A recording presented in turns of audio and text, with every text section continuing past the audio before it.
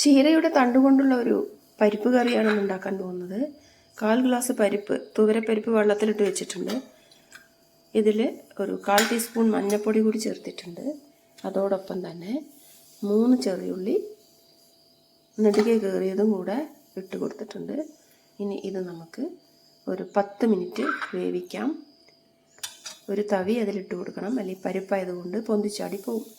നല്ലപോലെ കഴുകി വാരിയെടുത്തിട്ടുള്ള ചീരയുടെ ഇളം തണ്ടാണ് ഇത്. ചീരക്കറിയിലേക്ക് ആവശ്യമായ നാളികേരം ചിരവിയെടുത്തിട്ടുണ്ട്. അരമുറിയാണ് ചിരവിയെടുത്തിട്ടുള്ളത്. 4 പച്ചമുളകും 1/4 ടീസ്പൂൺ ജീരകവും ഒരു 3-4 ചെറിയുള്ളിയും ചേർത്താണ് അരയ്ക്കാൻ പോകുന്നത്. ചീരയുടെ തണ്ടെടുക്കുമ്പോൾ ഇളം തണ്ടെടുക്കാൻ പ്രത്യേകം ശ്രദ്ധിക്കണം. മൂത്ത തണ്ടാവുമ്പോൾ അത് ഒരു കയ്പ്പ് വരാൻ സാധ്യതയുണ്ട്. ഇപ്പോൾ പരിപ്പെല്ലാം വെന്ത് വന്നിട്ടുണ്ട്. ഇതിലേക്ക് ഞാൻ ചീരയുടെ തണ്ട് ചേർത്ത് കൊടുക്കാൻ പോവുകയാണ്.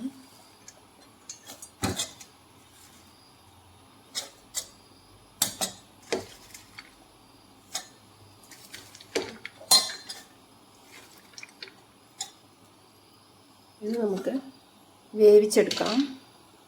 ഒരു 5 മിനിറ്റ് കൊണ്ട് തന്നെ ഇത് വെന്ത് കിട്ടും. നല്ലോണം ഇളക്കി, അധികം വെള്ളം വേണ്ട, ആവശ്യമില്ല. ഈ ചീര മുങ്ങാൻ പാകത്തിന് വെള്ളമാണ് ഇതിലേക്ക് വേണ്ടത്. ചീരത്തണ്ട് നന്നായിട്ട് വെന്ത് വന്നിട്ടുണ്ട്. നല്ലൊരു കുഴഞ്ഞ പരുവായിട്ടുണ്ട്. ഇനി ഇതിലേക്ക് നമുക്ക് ഈ അരപ്പ് ഒഴിച്ചു കൊടുക്കാം. നല്ലപോലെ അരയണം. അധികം വെള്ളം ചേർക്കാതെ വേണം അരയ്ക്കാൻ.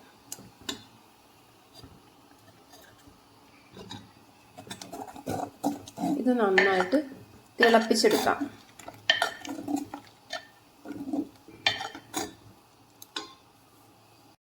ഇത് ഏകദേശം തിളച്ച് വരുന്ന സമയത്താണ് നമ്മൾ ഉപ്പ് ചേർത്ത് കൊടുക്കുന്നത്. നല്ലപോലെ ഇളക്കി ഒരു 5 മിനിറ്റ് തിളക്കട്ടെ. അടുത്ത് തന്നെ നിൽക്കണം, ഇത് പൊന്തിച്ചാടി പോവും. നല്ല കൊഴുത്ത കറിയാണ്.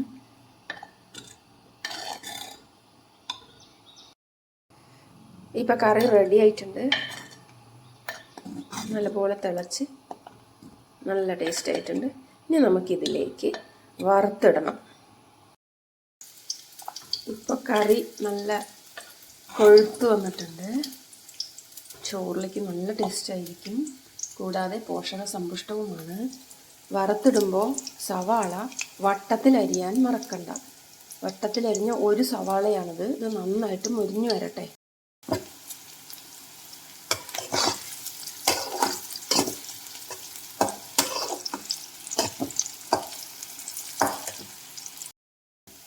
അപ്പോൾ നമ്മുടെ സവാള നന്നായിട്ട് മൊരിഞ്ഞ് വന്നിട്ടുണ്ട്. തീ ഒന്ന് താത്തി കൊടുത്തിട്ട് ഒരു 2-3 വെളുത്തുള്ളി ചെറുതാക്കി അരിഞ്ഞതും ഒരു 2 വറ്റൽമുളക് പൊട്ടിച്ചതും നമുക്കിതിലേക്ക് ചേർത്ത് കൊടുത്ത് ഇളക്കാം.